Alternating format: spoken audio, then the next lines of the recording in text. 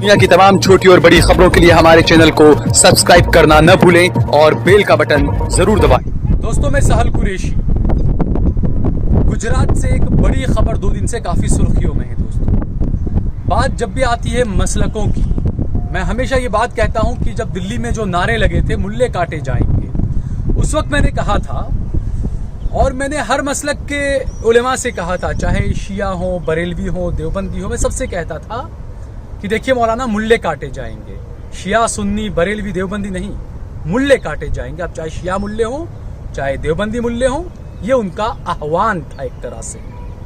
उसके बाद हमने देखा कि जब कोरोना के वक्त देवबंद पर और तबलीग जमात पर जो सवाल खड़े हुए थे, तो मुसलमानों के अंदर से ही कुछ लोग काफी खुश भी हो रहे थे, बुरा भला भी बोल रहे थे। उसके बाद आते हैं वसीम रिजवी, शिया हैं। जब उन्होंने बहुत ही बकवास की तब भी बहुत चीजें होने लगी। तो कहीं ना कहीं ये हुआ कि जब जब जिन जिन मसलक पर सवाल उठे, तो दूसरा मसलक सामने वाला जो उसका विरोध करता था वो काफी खुश हुआ। लेकिन काफी बेहतरीन एक शेर कहा था राहत इंदौरी साहब ने, सभी के घर जद में आएंगे भाई, इसमें तो जिसका भी मकान हो सब जद में आएंगे। तो गुजरात से मीरा दातार के जो गादी नशीन हैं, उन्होंने एक बयान दिया। खालिद नकवी अल हुसैनी उनका नाम है। उन्होंने बयान दिया दावत इस्लामी को लेकर। अब सीधी बात है, दावत इस्लामी किस मसलक से है, क्या है, ये सभी जानते हैं। अब यहां पर देवबंदी, बरेली जो लोग करते थे, उनके लिए सबक है ये। उन्होंने कहा कि जो दावत इस्लामी है वो आतंकी गतिविधियों में शामिल है, उस पर पाबंदी लगाई जाए। हालांकि मैं यहां साफ बता दूं कि मैं यहां पर जो ये हैं, इनकी इस बात का, इस मांग का सख्त विरोध करता हूं, क्योंकि आप जिस तरीके से मसलकों को लेकर झगड़े बांट रहे हैं, जो बकवास की चीजें आप कर रहे हैं, आप मौका दे रहे हैं, जो लोग तैयार बैठे हुए हैं कि कुछ गेंद हमारी पाले में आकर गिर जाए, आप उन्हें मौका दे रहे हैं। आप ये मौका क्यों दे रहे हैं ये हमें नहीं पता। बहरहाल उन्होंने ये कहा कि दावत इस्लामी जो है उसका कनेक्शन पाकिस्तान के ISI से है और भारत से पैसा जमा करके दुबई के रास्ते से ये पैसा पाकिस्तान भेजा जाता है। अब इस मामले पर मुझे बातचीत करनी थी, तो मैंने जानबूझकर, हम आपको बता दें कि इस प्रोग्राम के अंदर हम किसी आलिम को लेकर इसलिए नहीं आए, क्योंकि जब कोई आलिम आते हैं तो जो जनता होती है, कुछ नफरत फैलाने वाले जो लोग होते हैं, वो सीधे इसे मसलक से जोड़ देते हैं कि भाई ये एंकर तबलीगी है, या ये मौलवी तो बरेलवी है, या ये मौलवी तो शिया है। तो इसलिए आज मेरे साथ में मैंने अपने सहाफी दोस्त, एक पत्रकार दोस्त हैं कलीम सिद्दीकी, जो जनचौक के लिए काम करते हैं। काफी अच्छी इनकी रिपोर्टिंग होती है, अंदर से खबरें निकाल के आकर, और ये सरकारों की परेशानियां हमेशा बढ़ाते रहते हैं। कलीम, जो ये आज मुद्दे पर हम बात कर रहे हैं, जिस तरीके से ये मीरा दातार के जो खालिद नकवी है, उन्होंने जो बयान दिया, इस बयान को क्या कहेंगे? ये गैर जिम्मेदाराना बयान कहेंगे, या सरकार से कुछ लेने की उम्मीद है इन्हें कि वक्फ बोर्ड का चेयरमैन बना दिया जाए, ऐसा कुछ है? क्या कहेंगे आप इस बयान को? आप किस उसमें देखते हैं? इस तरह के लोग जो होते हैं, इस तरह के बयान ये खुद दे नहीं रहे, इनसे इस तरह के बयान देने के लिए कहा जाता है। और ये इस तरह का जो है बयान देने के लिए कौन कहता है? सरकार और सरकार से जुड़ी हुई एजेंसियां। क्योंकि इस वक्त जो है, जो तरीका है सरकार का काम करने का, मुसलमान जो है ना एक चारा है। जिस तरह मछली को यानी फंसाने के लिए कांटे में जो तो चारा, तो वो चारे के तौर पे इस्तेमाल किया जाता है। तो अब जो है इनका एक तरीका ये था, पहले जो है यही एजेंसियां और यही सरकार जो है अहले हदीस, साफई या फला तंजीम, हाँ, यानी सिर्फ इनको कहा जाता है इस विचारधारा के लोग आतंकवादी गतिविधियों में शामिल रहते हैं। कुछ टाइम ये चला, फिर उसके बाद जो है फिर इन्होंने अपना तरीका बदला। बोले देवबंद के लोग, देवबंद विचारधारा के लोग जो है टेररिस्ट, हाँ, एक्टिविटीज से में इन्वॉल्व रहते हैं। इन्होंने इनके लिए जो है तालिबान एक मुद्दा मिल गया। हालांकि तालिबान का जो है हिंदुस्तान के देवबंद से कुछ लेना देना नहीं है, फिर भी एक जो है एक माहौल बनाया गया कि देवबंद। अच्छा, जब देवबंद का नाम आया तो बहुत सारे सुन्नी या बरेलवी तबके या शिया लोग, ये लोग जो है सरकार और एजेंसियों का समर्थन कर रहे थे। बिल्कुल कि भाई हाँ बराबर, ये लोग ऐसे ही होते हैं। हाँ, तबलीग जमात पर देवबंद पर हमेशा सवाल उठे कि सऊदी अरब से पैसा आता है, ये करते हैं। तो अब दावत इस्लामी भी इसकी जद में अब ला दिया अब जो है, हालांकि दावत इस्लामी जो है प्योरली जो रिलीजियस ऑर्गेनाइजेशन है, लेकिन जो है अच्छा, इस पे कभी सवाल दावत इस्लामी पे या सुन्नी तबके पर या बरेलवी ख्याल के लोगों पर एजेंसियां या सरकार जो है इससे पहले नहीं इस तरह के इल्जाम लगाते थे, लेकिन अब जो है इनको इस तरह की ब्रांडिंग करनी है। तो अब जो है यानी ये सूफी तबका जो है, जो खानकाह लेके बैठे हुए दरगाहों में मुजावर बन के दरगाहों पे कब्जा करके बैठे हुए लोग हैं, उनको जो है अलग करके जो है कहा कि तुम अलग मुसलमान हो, तुम अच्छे वाले। अब सरकार इनको कह रही है तुम अच्छे वाले हो, ये दावत इस्लामी और सुन्नी और बरेलवी ये लोग जो है अच्छे नहीं, ये लोग आतंकवादी होते हैं। तो इसी लोगों में से जैसे मीरा दातार के खालिद नकवी अल हुसैनी जो है, उनको जो है वो उन्होंने बयान दिया कि भाई हिंदुस्तान से पैसा पाकिस्तान वाया दुबई जाता है, ये लोग दावत इस्लामी वाले कलेक्ट करके। सरकार को अब तक पता ही नहीं थी। हाँ, बात। तो बात ये है कि इतना बड़ा काम हो गया, बड़ी रॉ को नहीं पता, आईबी को नहीं पता, एजेंसियों को नहीं पता, सीबीआई को नहीं पता, और पता है, इनको पता है। हालांकि मैं इस पे एक रिपोर्ट के लिए मैं इनसे बात भी किया कि भाई आपके पास क्या एविडेंस है। ये इन्होंने कहा कि मैं लिख के दे दिया हूँ, गृह मंत्रालय को दे दिया हूँ, प्रधानमंत्री को लिख के मैं भी दे सकता हूँ कि भैया खालिद नकवी जो है वो जो है इमरान खान से पैसे लेते हैं पाकिस्तान के, या इमरान खान को देते हैं दरगाह में से कलेक्ट कर करके लोग जो जाते हैं, जो डोनेशन देते हैं। लिखने का तो कुछ भी आधार क्या है, आधार एविडेंस, कोई आधार होना चाहिए, कोई एविडेंस होना। तो वो कहे मैं पुलिस को दूंगा, आपको नहीं दूंगा। अच्छा, तो जो है, तो ये जो है एजेंट होते हैं, मोहरे होते हैं, इस तरह के लोग जो है इनको यानी एक तरह से यानी भद्दी भाषा में कह रहे हैं दलाल। हाँ, यानी ये सरकारी दलाल हो गए या एजेंसियों के दलाल हो गए। इससे पहले इन्होंने जो है एक प्रेस कॉन्फ्रेंस करी थी, हालांकि मैं उस प्रेस कॉन्फ्रेंस में इन्विटेशन आया था, मैं गया नहीं था। मैं बोला क्योंकि इन्विटेशन से मुझे आइडिया हो गया तो ये आदमी जो है हाँ एक एजेंडे के तहत वहां पर जो है उसको, फिर मेरे को पता चला कि ये कहीं ना कहीं से जो है इसको जो है सरकार के लोग जो है सिस्टम में बैठे हुए लोग चला रहे हैं। अच्छा। उसको जो यानी जो प्रेस रिलीज की भाषा थी वो उसको यानी अगर आज की तारीख में पूछा जाए तो क्या लिखा तो उसको खुद नहीं मालूम होगा, बस उसको बोल दिया गया पोपट की तरह की, जो है तोते की तरह ये बोलना है। कलीम, यहाँ पर एक बात मैं ये थोड़ा सा याद दिलाऊं, आपको शायद याद होगा, जब प्रधानमंत्री बनने के बाद नरेंद्र मोदी जब अमेरिका के दौरे पर गए थे तो उनका वहाँ जो भाषण था, उस भाषण के अंदर उन्होंने सूफीज्म को प्रमोट करने की बात कही थी।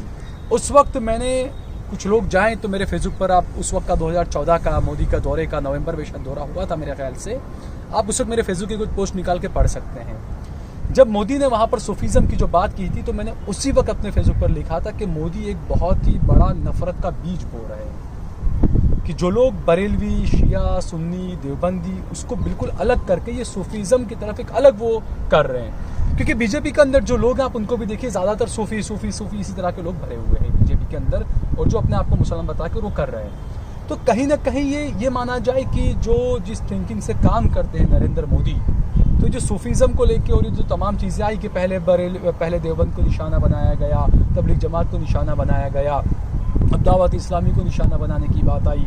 कुछ दिन पहले हमने देखा कि हमारे एक शिया भाई थे दाऊदी वोहरा, मध्य प्रदेश के अंदर, उन्होंने पेशाब करने वो खड़े हुए, वहाँ से गाय आ गई तो उनको पकड़ के उनकी पिटाई कर दी कि आपने गाय के सामने क्यों पेशाब किया। बहुत बुरी तरीके से उनको मारा, उनकी टोपी फेंक दी, उनकी टोपी को लात मारी, उनकी टोपी को लात से कुचलवाया। तो वो शिया थे।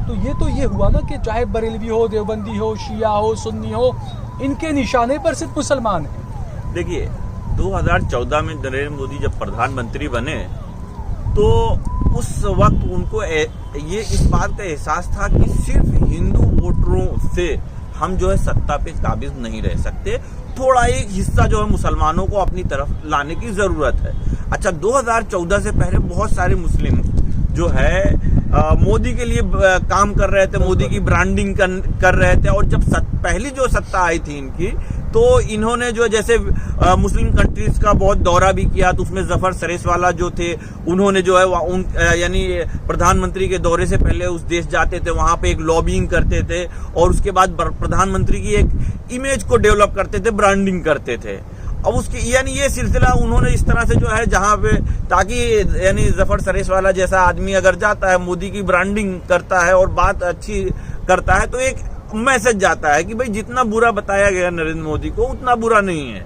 एक मैसेज उन्होंने 5 साल शुरू यानी 2017 तक इन्होंने ये मैसेज देने की कोशिश की, लेकिन 2017 में जब यूपी यानी ये कैराना और पश्चिमी उत्तर प्रदेश में दंगों के बाद जो है यूपी में जो बड़ी जीत मिली और उसके बाद जो है ये बीजेपी ने ये एहसास किया कि हमको मुसलमानों की जरूरत नहीं है, यानी हम गलत सोच रहे थे अभी, तो उन्होंने जो है अब जो है हर मुसलमान को लपेटे में ले लो। अब उनको ना तो किसी सूफी की जरूरत है, न बरेलवी की जरूरत है, न शिया की जरूरत है, और देवबंदी और अहले हदीस और जमात इस्लामी जमीयतुल उलमा की तो थी ही नहीं। जैसे हमने देखा वसीम रिजवी, तो अब वो कहते हैं ना वो जैसे कहते हैं वो क्या कहते हैं, कौन सा कुत्ता घाट का ना घर का, वो हालत उनकी बना दी है कि उनसे खूब बयान दिलवा दी, इलेक्शन में फायदा ले लिया, सब कुछ करवा दिया, और उसके बाद उनके खिलाफ अब केस भी दाखिल हो गया। अब उनके पीछे ना यतीन अरसान सरस्वती खड़ा रहेगा ना कोई और खड़ा रहेगा। हाँ, ऐसा ही होता है। ये जो एजेंट होते हैं वो किसी भी तरह के एजेंट जो होता है, दलाली जो होती है, उसका रिजल्ट बहुत अच्छा नहीं होता है।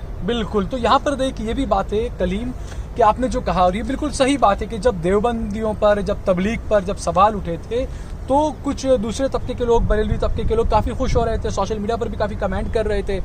इसी तरीके से कुछ ये भी पहले कहते थे कि देवबंदी आतंकवादी होते हैं, ये होते हैं, लेकिन अचानक ये जो जमालपुर से जो मौलवी अय्यूब जो पकड़े गए किशन भरवाड़ की हत्या के मामले में, तो कहीं ना कहीं आज का ये जो बयान जो था मीरा दातार का, ये उसी कंटेक्स्ट में दिया गया बयान है, उसी को मौलवी अय्यूब को जोड़कर ही, क्योंकि वो बरेली मसलक के थे इसलिए। हालांकि मैं बार मैंने एक प्रोग्राम इस पर किया, मैंने उस वक्त भी ये कहा कि देखिए कानून अपना काम करेगा। कई मुसलमानों को बेगुनाह थे लेकिन उसके बाद उनको जेलों में ठूसा गया, 20-20 साल बाद वो बाइज्जत बरी होकर बाहर आए। हो सकता है मौलवी अय्यूब बाहर आए अगर उनके खिलाफ कुछ न भी मिले तो सबूत, लेकिन ये भी हो सकता है कानून अपना काम करेगा। अगर मौलवी अय्यूब जिम्मेदार है तो उनको सजा हो, लेकिन इस तरीके से खास धर्म को पहले जोड़ा जाना था, अब जो है वो मसलकों को जोड़ा जा रहा है इस मामले में। देखिए ये जो बयान पूरा जो है किशन भरवाड़ हत्याकांड से ही जोड़ा जा रहा है, उसी क्योंकि अब इसके साथ साथ दावत इस्लामी को टारगेट करना, उसको बदनाम करना है, एक टेररिस्ट ऑर्गेनाइजेशन। हालांकि जहां तक मैं समझता हूं किशन भरवाड़ वाले मामले में 6 तारीख को पोस्ट दी और 9 तारीख को जो है कॉम्प्रोमाइज हो गया था वहां के लोकल लेवल पे, कम्युनिटी के बेस पे उसने पोस्ट डिलीट कर दी, माफी मांगने का एक वीडियो भी डाल दिया था। तो वो उसके परिवार के लोग भी चिंतित थे कि कुछ हो, तो उसके ससुर ने बड़ौदा आने के लिए कहा था कि तुम अभी वहां से बड़ौदा आ जाओ, तो कहा नहीं, सारी बात हो गई, अब ऐसी कोई प्रॉब्लम नहीं है, हमारा समाधान हो चुका है।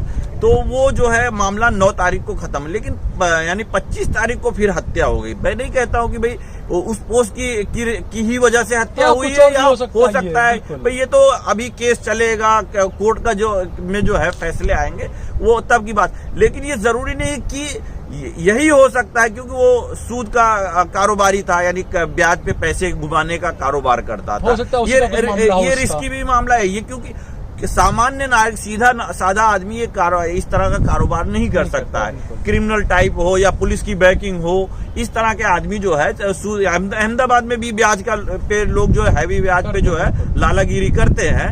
तो एक तो वो है, तो एक रीजन ये भी हो सकता है कि भाई हो सकता है कि भाई ये सारी चीजें, लेकिन चूंकि उसने पोस्ट डाला था तो सरकार जो है भाई बीजेपी को तो इस तरह के एजेंडे की जरूरत है, क्योंकि ग्रामीण जो है क्षेत्र है अहमदाबाद से शहर के छोड़ दिया जाए तो ज्यादातर 2017 पे जो है चाहे धंधुका हो या वहाँ धांगेद्रा है, वीरमगाम है, ये सारे इलाके जो है रूरल में जो है कांग्रेस को बढ़त मिली थी, और धंधुका से ही सौराष्ट्र बेल्ट शुरू हो जाता है, और वहां पर जो है 48 सीट में से 29 जो है कांग्रेस ने जीता था। बड़ी बढ़त कांग्रेस को सौराष्ट्र से मिली थी। यानी कि ये जो 150 का जो ख्वाब देख रही है बीजेपी, वो ऐसी नफरत फैलाकर और ये करके रूरल इलाके को मजबूत करना चाहती है। धंधुका ऐसी जगह है, वहां से जो अगर पोलराइजेशन होता वो सौराष्ट्र को भी पोलराइज करेगा और अहमदाबाद रूरल को भी पोलराइज करेगा।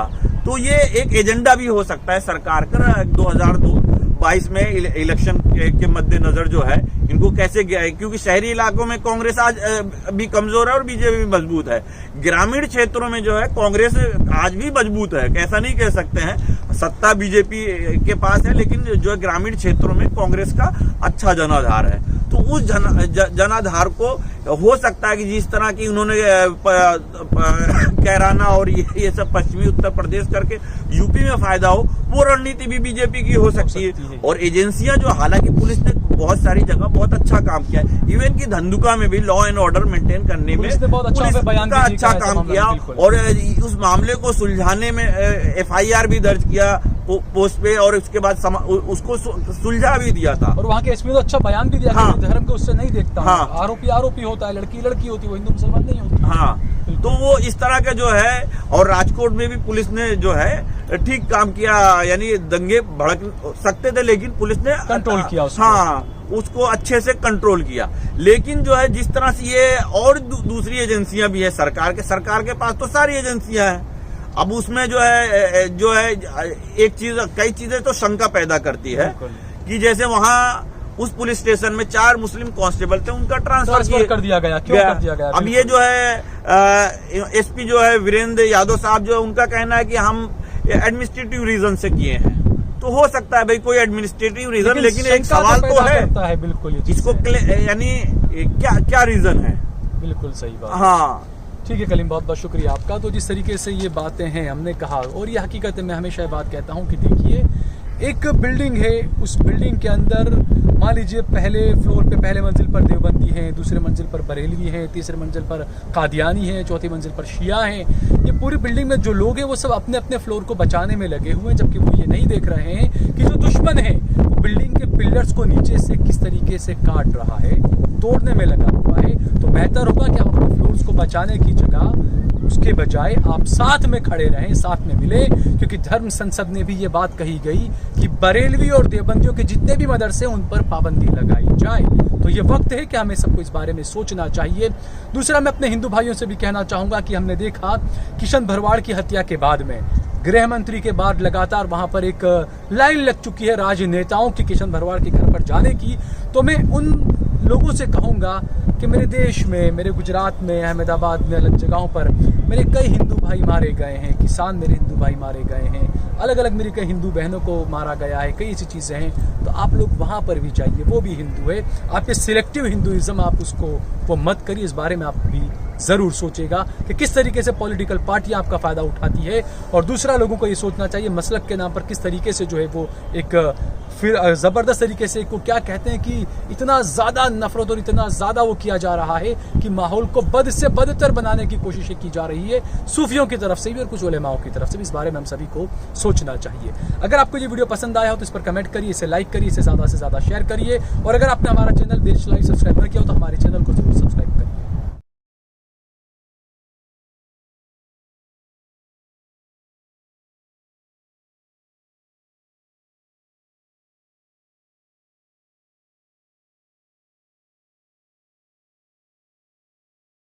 आप देख रहे हैं देश लाइव, देश की आवाज।